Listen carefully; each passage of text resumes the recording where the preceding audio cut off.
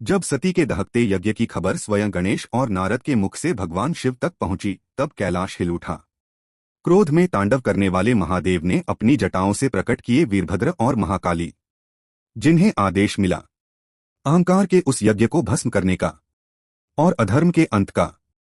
यह कथा है शिव के प्रलयकारी रूप की, जहां देव भी कांप उठे थे गणों के मुख से, और नारद से भी सती के दग्ध होने की बात सुनकर दक्ष पर कुपित हुए शिव का अपनी जटा से वीरभद्र और महाकाली को प्रकट करके उन्हें यज्ञ विध्वंस करने और विरोधियों को जला डालने की आज्ञा देना।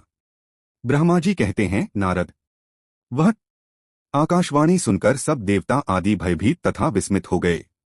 उनके मुख से कोई बात नहीं निकली। वे इस तरह खड़े या बैठे रह गए मानो उन पर विशेष मोह छा गया है।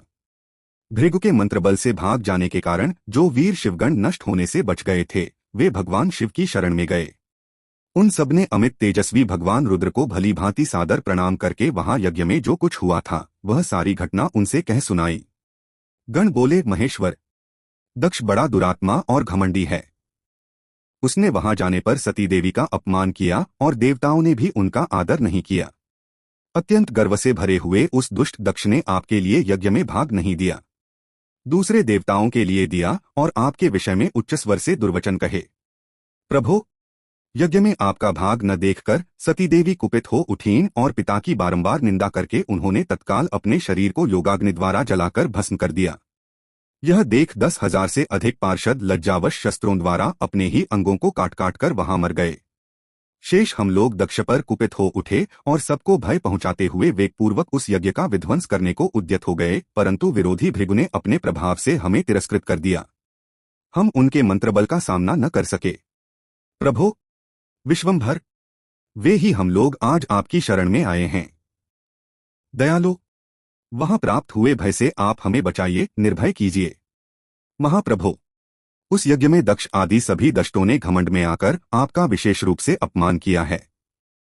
कल्याणकारी शिव, इस प्रकार हमने अपना, सती देवी का और मूढ़ बुद्धि वाले दक्ष आदि का भी सारा वृत्तांत कह सुनाया। अब आपकी जैसी इच्छा हो वैसा करें। ब्रह्मा जी कहते हैं, नारद, अपने पार्षदों की यह बात सुनकर भगवान शिव ने वहां की सारी घटना जानने के लिए शीघ्र ही तुम्हारा स्मरण किया। देवर्षि, तुम दिव्य दृष्टि से संपन्न हो, अतः भगवान के स्मरण करने पर तुम तुरंत वहां आ पहुंचे और शंकर जी को भक्तिपूर्वक प्रणाम करके खड़े हो गए। स्वामी शिव ने तुम्हारी प्रशंसा करके तुमसे दक्षयज्ञ में गई हुई सती का समाचार तथा दूसरी घटनाओं को पूछा। तात शंभु के पूछने पर शिव में मन लगाए रखने वाले तुमने शीघ्र ही वह सारा वृत्तांत कह सुनाया जो दक्षयज्ञ में घटित हुआ था।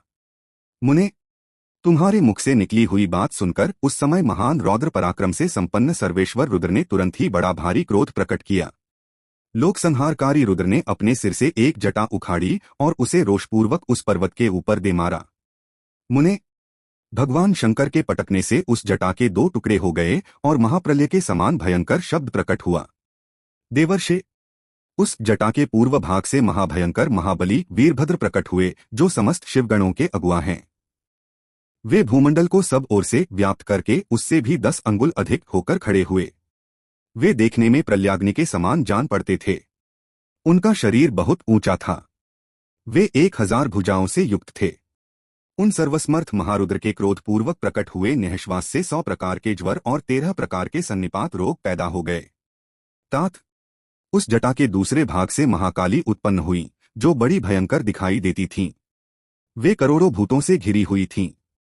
जो ज्वर पैदा हुए वे सबके सब शरीरधारी, क्रूर और समस्त लोगों के लिए भयंकर थे। वे अपने तेज से प्रज्वलित हो सब ओर दाह उत्पन्न करते हुए से प्रतीत होते थे। वीरभद्र बातचीत करने में बड़े कुशल थे। उन्होंने दोनों हाथ जोड़कर परमेश्वर शिव को प्रणाम करके कहा। वीरभद्र बोले, महारुद्र, सोम, सूर्य और अग्नि को 3 नेत्रों के रूप में धारण करने वाले प्रभु, शीघ्र आज्ञा दीजिए। मुझे इस समय कौन सा कार्य करना होगा? ईशान, क्या मुझे आधे ही क्षण में सारे समुद्रों को सुखा देना है, या इतने ही ने समय में संपूर्ण पर्वतों को पीस डालना है? मैं एक ही क्षण में ब्रह्मांड को भस्म कर सडालू, या समस्त देवताओं और मुनीश्वरों को जलाकर राख कर दूं? शंकर, ईशान, क्या मैं समस्त लोगों को उलट पलट दूं या बस संपूर्ण प्राणियों का विनाश कर डालूं? महेश्वर, आपकी कृपा से कहीं कोई भी ऐसा कार्य नहीं है। जिसे मैं न कर सकूं। पराक्रम के द्वारा मेरी समानता करने वाला वह वीर न पहले कभी हुआ है और न आगे जा होगा। शंकर, आप किसी तिनके को भेज दें तो वह भी बिना किसी यत्न के क्षण भर में वह बड़े से बड़ा कार्य सिद्ध कर सकता है, इसमें संशय नहीं है। शंभो, यद्यपि आपकी लीला मात्र से सारा कार्य सिद्ध हो जाता है, तथापि जो मुझे भेजा जा रहा है यह मुझ पर आपका अनुग्रह ही है। शंभो, मुझ में भी जो ऐसी शक्ति है वह आपकी कृपा से ही प्राप्त हुई है। शंकर, आपकी कृपा के बिना किसी में भी कोई शक्ति नहीं हो सकती। वास्तव में आपकी आज्ञा के बिना कोई तिनके आदि को भी हिलाने में समर्थ नहीं है, यह निस्संदेह कहा जा सकता है। महादेव, मैं आपके चरणों में बारंबार प्रणाम करता हूँ। हर आप अपने अभीष्ट कार्य की सिद्धि के लिए आज मुझे शीघ्र भेजिए।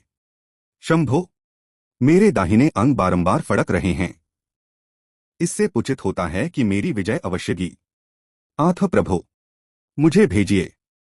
शंकर, नाज मुझे कोई अभूतपूर्व एवं विशेष हर्ष था उत्साह का अनुभव हो रहा है और मेरा चित्त आपके चरणकमल में लगा हुआ है। आथ पग पग पर मेरे लिए शुभ परिणाम का विस्तार होगा। शंभो, आप शुभ के आधार हैं। जिसकी आप में सुदृढ़ भक्ति है उसी को सदा विजय प्राप्त होती है और उसी का दिनोंदिन शुभ होता है। ब्रह्मा जी कहते हैं, नारद, उसकी यह बात सुनकर सर्वमंगला के पति भगवान शिव बहुत संतुष्ट हुए और वीरभद्र, तुम्हारी जय हो ऐसा आशीर्वाद देकर वे फिर बोले। महेश्वर ने कहा, मेरे पार्षदों में श्रेष्ठ वीरभद्र, ब्रह्मा जी का पुत्र दक्ष बड़ा दुष्ट है, उस मूर्ख को बड़ा घमंड हो गया है। आथ इन दिनों वह विशेष रूप से मेरा विरोध करने लगा है। दक्ष इस समय एक यज्ञ करने के लिए उद्यत है।